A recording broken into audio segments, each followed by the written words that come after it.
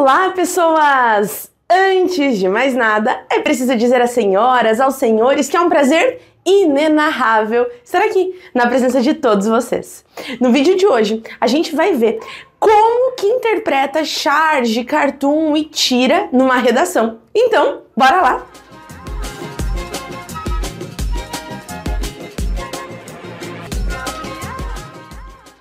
Bom, antes da gente conversar sobre como faz uma redação, é importante que você saiba qual é a diferença desses três gêneros, tanto da charge, quanto do cartoon, quanto da tira. Porque apesar de eles serem muito próximos, né, serem muito parecidos, existem algumas diferenças ali que os separam, que os distinguem. Então, vamos ver certinho quais são essas diferenças. Primeiro, vamos na semelhança.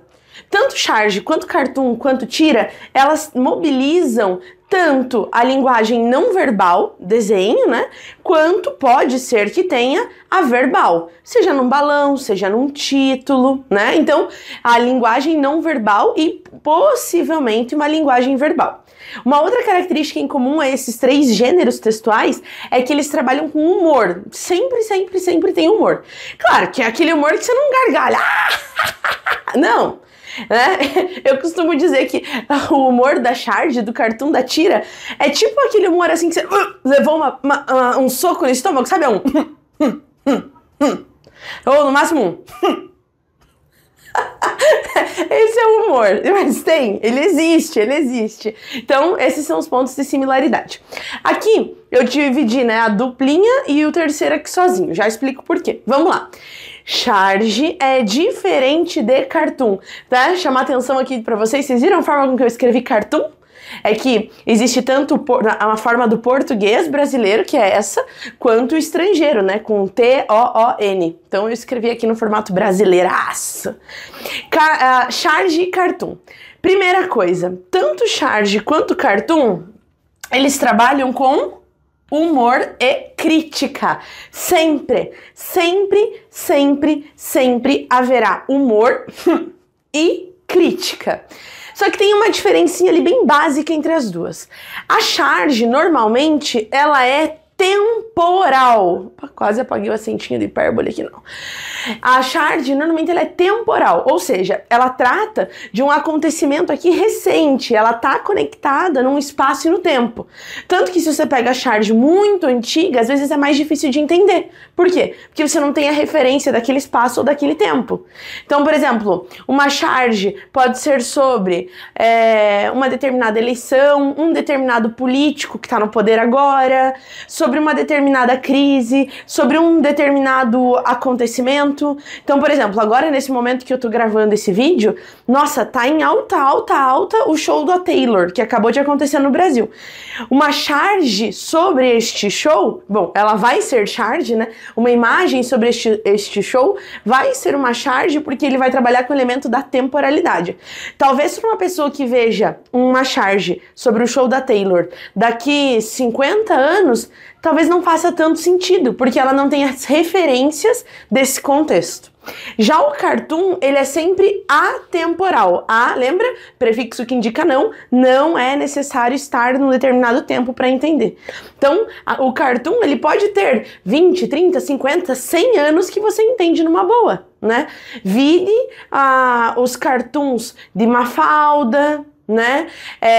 Do Armandinho, que normalmente trabalham aí com questões atemporais. Daqui 200 anos as pessoas podem ler Mafalda e elas vão continuar entendendo. Além disso, o humor normalmente se dá de uma maneira um pouco diferente entre os dois. Na charge, o humor acontece na maioria das vezes por meio da hipérbole, ou seja, o exagero. Então, ou os personagens são muito caricaturados, então um nariz muito grande, uma orelha muito grande, uma cabeça muito grande, né? Então, uma coisa super hiperbólica, enquanto que no cartoon, o humor se dá normalmente pela quebra de expectativa. Tá? Então rolou ali uma quebrinha de expectativa. E levando em consideração ainda em relação às diferenças, né? A charge vai trabalhar, por ser temporal, normalmente com questões mais políticas ou então sociais, que são relevantes na atualidade, enquanto que o cartoon, ele normalmente vai trabalhar com questões cotidianas, questões humanas, questões de convívio. Mafalda, vê? Mafalda tem o quê? Mais de 50 anos e ela continua atualíssima. Por quê? Ela vai trabalhar com essa noção de família, né? Então, não tá ali presa num determinado contexto única e exclusivamente. Então, essas são as principais diferenças entre charge e cartoon e a semelhança, claro. E a tira? Bom, é que a tira, ela pode ser tanto temporal quanto atemporal. Então, a tira, ela tem muito mais a ver com o formato. Eu até coloquei 2 principais formatos aqui que aparecem de tira, né? Normalmente, um quadrinho ali de 3 a 4 quadrinhos. Horizontais, ou então faz esse quadradão aqui mesmo também, né? Detalhe, normalmente quando é tira, uma dica legal para vocês, e você tem que encontrar o humor, por exemplo, a tira normalmente apresenta o humor no último quadrinho, tá? Ou no máximo no penúltimo, mas é onde rola alguma quebra de expectativa. Então, se você tem tira para analisar, para interpretar, olha para os últimos quadrinhos. Ali provavelmente vai estar a chave interpretativa para você entender qual é o humor. Um personagem que responde de uma maneira que quebrou a expectativa. Uma personagem, né? A palavra personagem é uma palavra feminina. Então, uma personagem que respondeu de uma maneira diferente, quebrou a expectativa, fez alguma coisa diferente, apresentou uma fisionomia que não estava se esperando para aquele contexto, né? Então isso gera o humor, tá? Então a gente estabelece aqui principalmente a diferença entre charge e cartoon e a tira vem mais pro formato. Tudo bem até aí? Vamos para a redação agora? Sabendo destas diferenças, vamos agora para a redação. O que é importante? É importante a gente pensar que todo texto, quando ele é bem feito, ele é um texto autônomo. O que isso significa? Que eu posso pegar só a tua redação, sem o texto base, sem enunciado, sem nada. E a pessoa que vai ler, ela é capaz de entender. Mesmo sem ter tido acesso ao texto que você leu, mesmo sem ter visto o enunciado que você tá respondendo, um texto bem feito é um texto autônomo. Só que como que você consegue conquistar essa autonomia no texto? Existem algumas estratégias. Então vamos lá. Quando vocês tiverem uma redação para fazer, que seja uma interpretação de cartoon, de charge, de tira, pode ser até de meme, né? Meme também. Primeira coisa, você tem que projetar o espaço que você tem na tua redação. Então você sempre, antes de começar a escrever, antes de pensar no rascunho, você vai olhar para o teu número de linhas disponível. Normalmente está no enunciado, ele diz número máximo e número mínimo. Você olha para o número de linhas e pensa, quantas frases eu posso fazer? Se você já é seguidor antigo aqui do canal, você sabe qual é o meu mantra. Eu tenho um mantra gabrielístico. Não existe texto bem feito se as frases são muito longas. Então você precisa fazer frases com, no máximo, 3 linhas. Então pensa que você vai colocar um ponto final a cada 3 linhas. Por isso que eu coloquei a proporção de 3 para 1 aqui, ó.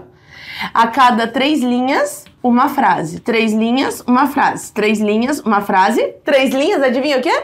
Uma frase. Então, por exemplo, se você tem lá um texto de 15 linhas... Quantas frases que você vai fazer em 15 linhas? 3, 6, 9, 12, 15. Então, eu tenho um espaço de 5 frases para poder desenvolver minha redação. Não pode ser menos do que 5, pode ser mais. 6, 7, às vezes fazer umas frasezinhas menores, mas menos do que 5 vai comprometer a qualidade da sua redação. Eu acho que vou até fazer uma tatuagem aqui, ó, 3 linhas, pá, ponto final. 3 linhas, ponto final, pra gente nunca esquecer. Porque um texto bem feito, ele precisa de frases que sejam relativamente curtas, objetivas, beleza? Então a primeira coisa que você vai fazer, olha pro número de linhas e pensa no número de frases. Aí, você vai organizar o que vai em cada uma das frases de acordo com o que aparece no teu enunciado. Só que o que acontece? A gente já sabe que as primeiras frases, elas são relativamente iguais. Por quê? Para você poder criar essa autonomia que eu falei para vocês em relação ao texto. Então, se você vai interpretar uma charge, um cartoon, uma tira, um meme, na primeira frase, você obrigatoriamente vai construir o teu tópico frasal. Essa primeira frase do texto ela é tão importante que ela tem até um nome próprio, tópico frasal. É nessa primeira frase que eu leio e eu sei se teu texto tá bem escrito ou não. É na primeira frase que eu sei tudo que eu vou encontrar na tua redação, qual é a proposta, qual é o gênero textual. Então esse tópico frasal ele é muito importante. Como você vai trabalhar com um texto que não é teu, você vai interpretar uma imagem, uma obra que não é tua, a primeira frase você precisa fazer referência a esse texto. Então na primeira frase você vai citar fonte, data, título se tiver, o autor, quem é o autor e o tema, né? Veja que basicamente a única coisa que vai ficar na tua responsabilidade é entender o tema, tá? Mas então a primeira frase vai ser sempre mais ou menos assim, ó. Em uma tira publicada dia 21 de novembro de 2023, no jornal Folha de São Paulo, intitulado Dia da Consciência Negra para quem? O autor Bennett critica a questão do... E aí vai. Essa estrutura de frase é a mesma para todos os textos que vão interpretar. Então sempre, em uma tira publicada no jornal Folha de São Paulo, no dia tal, intitulada tal coisa, fulano de tal, critica, aborda, discute tal assunto. Acabou.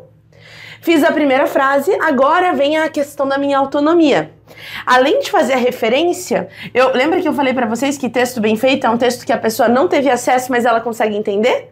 Sobre o que eu tô falando? Parta do pressuposto que quem vai ler tua redação não viu a tua charge, nem o teu cartoon e nem a tua tira. Como é que você vai fazer? Então aqui você vai fazer a descrição.